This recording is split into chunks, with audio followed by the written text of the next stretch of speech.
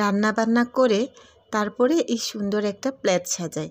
এই প্লেটের পিছনের কাহিনীগুলো কিন্তু অনেক লম্বা। খুব অল্প সময়ের মধ্যে এই প্লেট কিন্তু সাজানো যায় না। এর জন্যে বেশ অনেকখানি সময় আর পরিশ্রমের প্রয়োজন। সেগুলোই আজকে আপনাদের সাথে শেয়ার করব। আসসালামু আলাইকুম, আমার রান্নাঘরে আপনাদের স্বাগত জানাই। আজকে খিচুড়ি, তার সাথে হলো শুটকি, তারপরে হচ্ছে আলু ভাজা, ডিম ভুনা, সব কিছুই করেছি। এই যে শুটকিটা দেখতে পাচ্ছেন, এটা ছুরি শুটকি।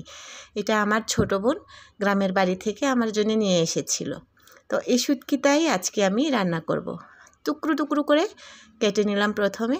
এইটাকে একটু গরম পানিতে ভিজিয়ে রাখতে হবে। শুটকিটা গরম পানিতে ভিজিয়ে রাখলে একটু নরম হয়।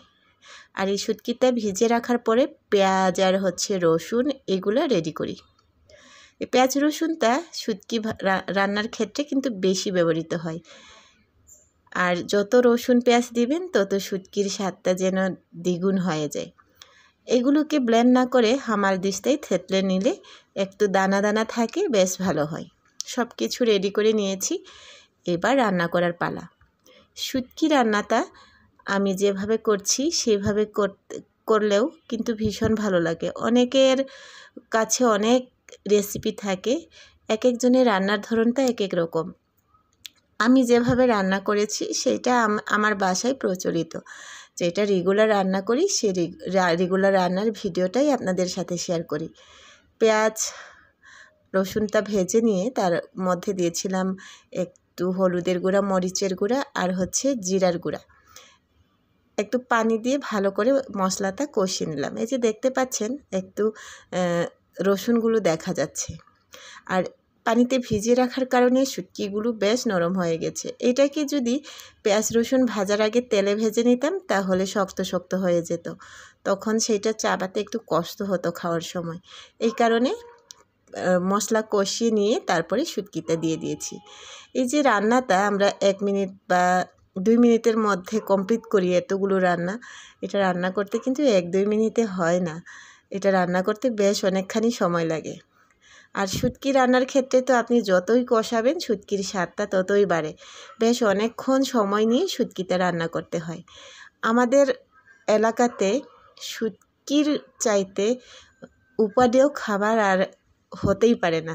আর শুটকিতে তো জানেনই প্রচুর পরিমাণে ক্যালোরি আছে, আর স্বাদে গন্ধে অতুলনীয়। মাছ মাংসকে হার মানায় এই শুটকি। এই যে দেখেন রান্নাটা প্রায় শেষ, তেলটা উপরে উঠে এসেছে আর রান্নার কালারটাও দুর্দান্ত হয়েছে।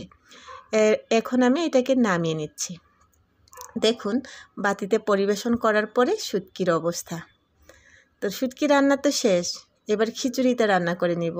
গতকাল রাত্রেই আমি এই চাল আর ডালটা ভিজিয়ে রেখেছিলাম। সকালবেলায় আমাকে একটু ব্যস্ততার সাথে কাজকাম সারতে হয়, এই কারণে রাত্রে বেশ অনেকগুলো কাজ এগিয়ে রাখার চেষ্টা করি। চাল ডালটা ভিজিয়ে রাখার কারণে রান্নাটা একটু দ্রুত হয়ে যায়। চাল ডালটা ধুয়ে উঠিয়ে নিচ্ছি। এবার ডিরেক্টলি চুলার পাড়ে বসিয়ে দিলাম ফ্রাইং প্যানেই রান্না করছি। এতে করে পুড়ে যাওয়ার সম্ভাবনা থাকে না। আবার আরেকটা বিষয়, এক হাতে ধরি মোবাইল, আরেক হাতে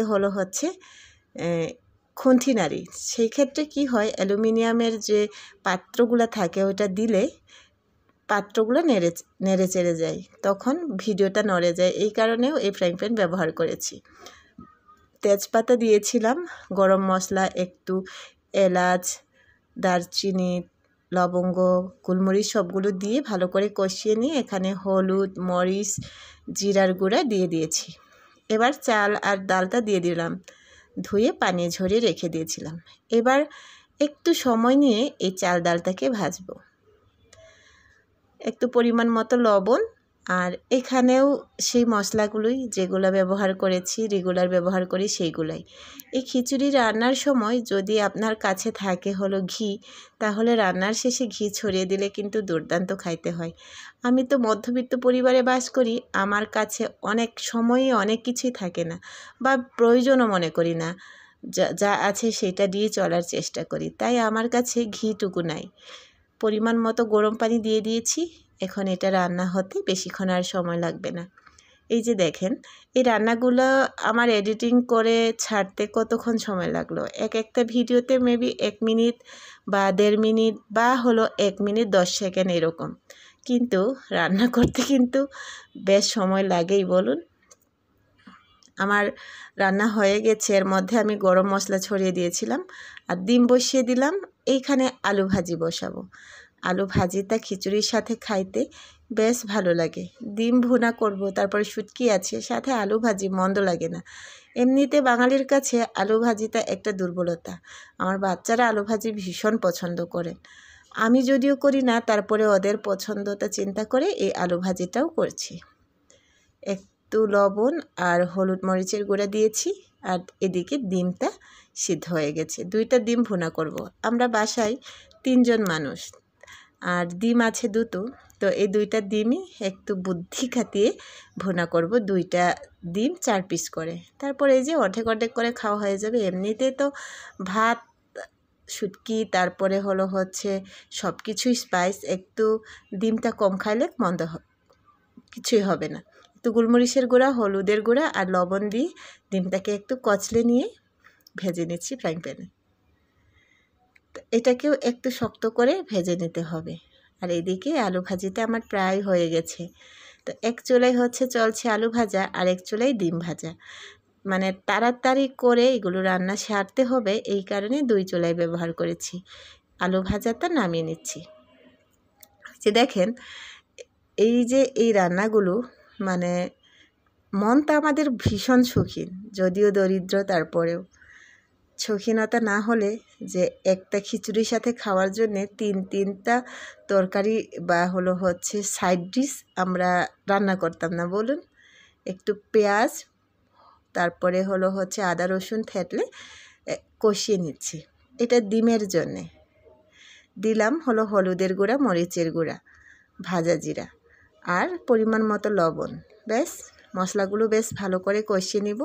একটু পানিও দিয়ে দিয়েছি, এরপরে আর পানি ব্যবহার করব না। এখন মশলা কষানোর মধ্যে ডিমটা দিয়ে দিয়েছি। এই যে এখানে যতটুকু পানি আছে, এই পানিটা একদম থকথকা করে শুকিয়ে এই ডিমটা ভেজে নিব। এই যে ডিমটাও রেডি, এবার পরিবেশন করে দিলাম। কেমন লাগলো আমার আজকের ব্লগ অবশ্যই জানাবেন। আজকে এই পর্যন্তই, ভালো থাকবেন। আল্লাহ হাফেজ।